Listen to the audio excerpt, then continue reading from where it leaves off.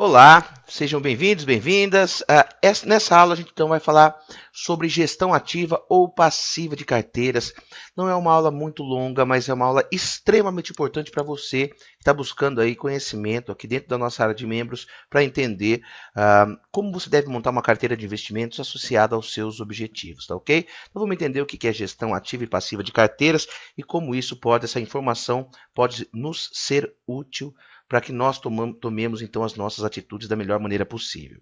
Então, começando aqui nos nossos slides, eu vou definir a parte de carteira de gestão ativa e passiva, dando como exemplo fundos de investimentos. Fundos de investimentos é uma maneira até que você pode aplicar o seu dinheiro, pode ser através de corretoras, pode ser através do banco no qual você tem conta. Então, você investe num fundo, esse fundo vai ter um gestor, um administrador também, né, mas um gestor que ele, profissional, vai comprar os ativos para você, seja de renda fixa ou de renda variável. Então, a união faz a força, muita gente colocando aí não muito dinheiro, ou pode até ser bastante dinheiro, mas a ideia de fundos é viabilizar acesso a alguns tipos de investimentos que as pessoas individualmente talvez não conseguissem. Então, por exemplo, no mercado de ações, precisa ter um certo nível de dinheiro para você começar a investir diretamente, mas você pode comprar um fundo de ações junto com outras pessoas, então você investe o dinheiro, outras pessoas também investem, e aí juntos você consegue um montante de dinheiro bacana para poder comprar ativos, mas não é você quem compra, são os gestores desse fundo de investimento. E esses gestores podem comprar basicamente de duas formas os ativos, através do que a gente vai chamar então de gestão passiva, que ele vai buscar seguir algum índice de referência, uma taxa DI ou Ibovespa. Até vou dar exemplo real, peguei de site de banco mesmo, peguei dois tipos de fundo de investimento. O primeiro está escrito assim, ó, lá na descrição do fundo, indicado a investidores que buscam rentabilidade que acompanha as variações das taxas do CDI. Perfeito? Então é um fundo que vai tentar buscar a mesma ou muito próximo à rentabilidade da taxa do CDI. Perfeito? Que é muito parecida também com a taxa Selic. Um outro tipo de fundo, que esse aqui foi um fundo de renda fixa, outro tipo de fundo pode ser de ações, que eu peguei também do site de um banco e falo assim, ó, esse fundo aqui, que é um outro fundo, tá? Não, esse é um fundo de renda fixa, esse é um outro fundo até do mesmo banco, que fala assim, esse fundo de ações proporciona ao investidor o acesso ao principal índice de mercado brasileiro de ações, o Ibovespa. Então, ele vai tentar seguir o índice Bovespa, que é uma média do mercado de ações, perfeito? Então, ele é um fundo passivo. O fundo passivo, por exemplo, em renda fixa, pode seguir o CDI, e um fundo passivo em renda variável pode tentar seguir o Ibovespa. Esses são apenas dois exemplos, perfeito? Queria mostrar um gráfico aqui, que eu também peguei desse mesmo banco, um fundo passivo, e veja que o gráfico do fundo é muito parecido com o índice Bovespa. Até aqui a gente vê que o índice Bovespa é melhor do que esse fundo, principalmente nesse caso em especial aqui, porque as taxas de administração desse fundo de ações são bastante altas e acaba causando um descolamento do que eles prometem seguir, do que eles realmente conseguem de resultado. Mas não é isso que eu queria focar nesse exato vídeo. O que eu quero mostrar que é o comportamento de um fundo passivo tem que ser muito parecido com aquela referência que ele te prometeu seguir. Perfeito? É isso que eu estou querendo dizer como fundo passivo. Já nos fundos de gestão ativa, a ideia do gestor, a promessa, né, o argumento de venda para a pessoa investir naquele fundo é que ele vai buscar, ele vai tentar ir além desse determinado índice de referência, que também pode ser um CDI ou um índice Bovespa, perfeito? Então eu achei um fundo ativo aqui, só a descrição, que ele fala assim, fundo de ações com foco em empresas com grande potencial de geração de valor no médio e longo prazo, cujo preço de mercado apresenta desconto significativo em relação aos fundamentos da companhia.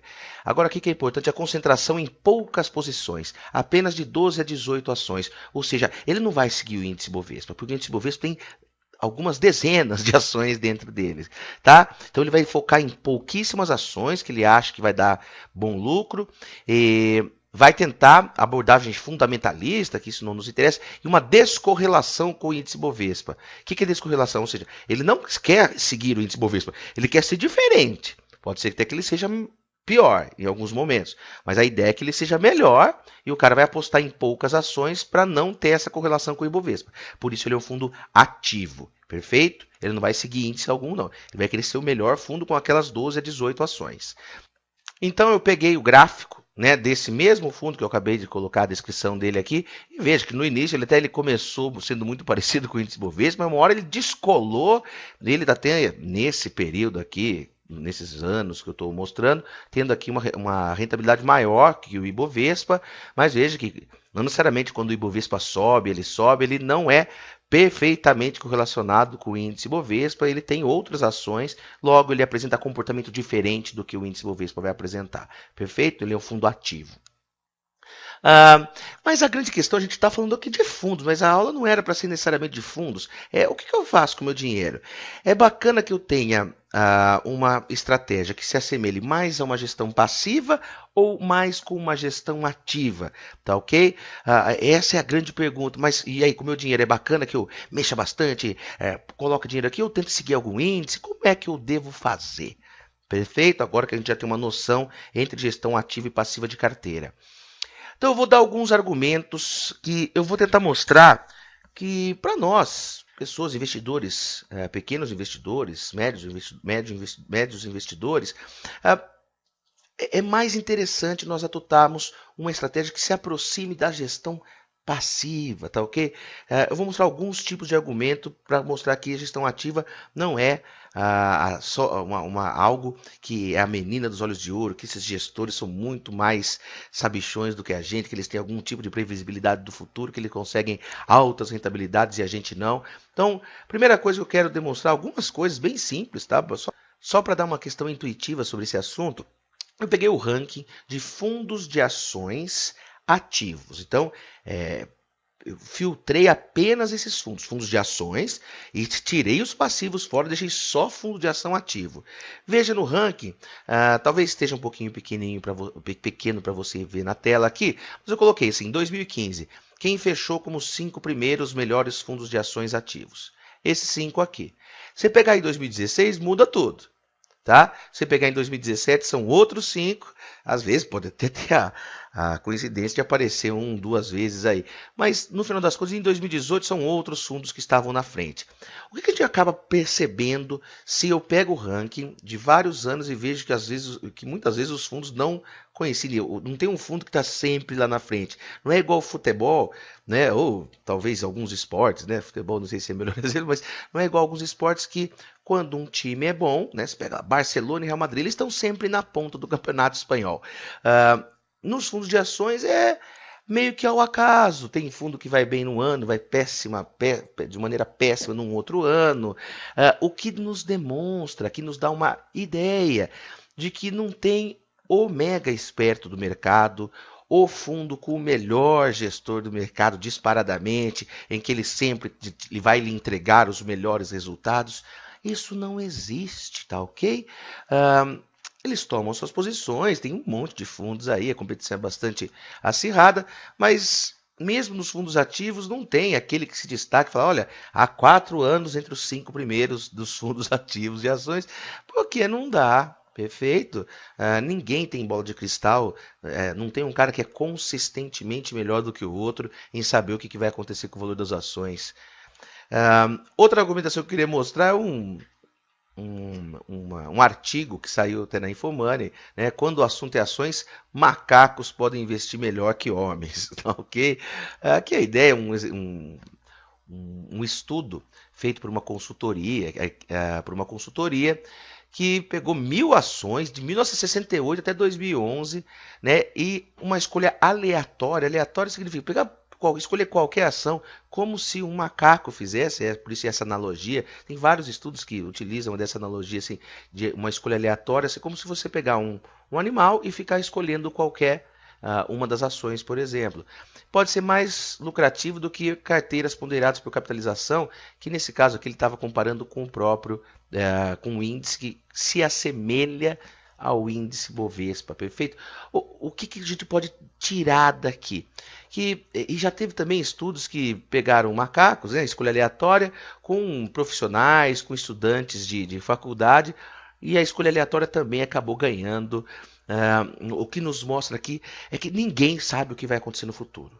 Né? É essa a grande questão. Não estou falando para você escolher suas ações aleatoriamente. O que eu estou querendo dizer é que ninguém consegue prever o futuro com muita certeza, com certeza quase nenhuma, tá ok? Você tem lá as probabilidades, essas agências que fazem, olha, eu acho que o preço justo da ação nesse final de ano vai ser tanto. A única questão que você vai poder ter certeza é que aquele preço não vai ser.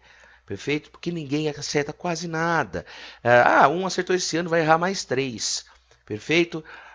As escolhas das ações podem sim ser feitas com base em critérios bastante inteligentes, de você analisar e comprar uma boa empresa, porque quando você compra uma ação, você está comprando uma empresa, tem que comprar um bom negócio, você tem que conhecer aquela empresa.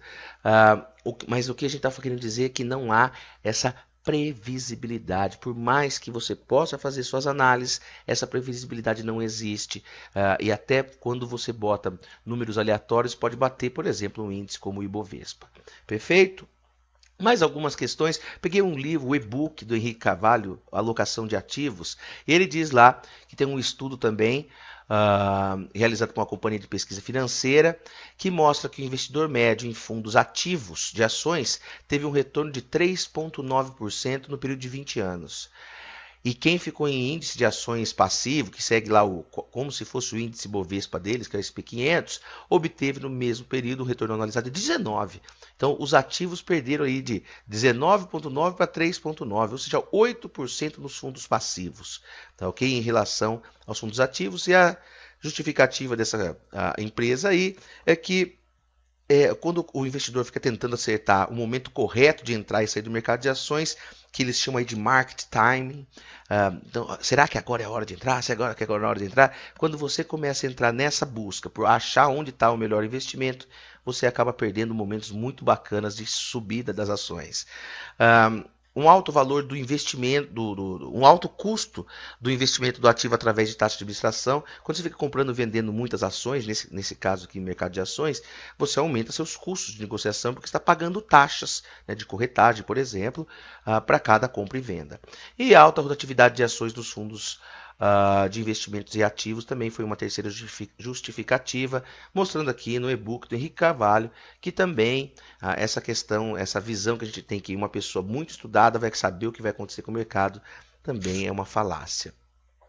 Peguei um outro trecho de um outro livro, que é Becoming an Investor, do Peter Rupalo, e ele fala assim: investidores individuais usualmente não sabem profundamente como avaliar negócios ou o conhecimento necessário em análise fundamentalista para escolher ativamente ações dentre as mais agressivas opções oferecidas pelo mercado.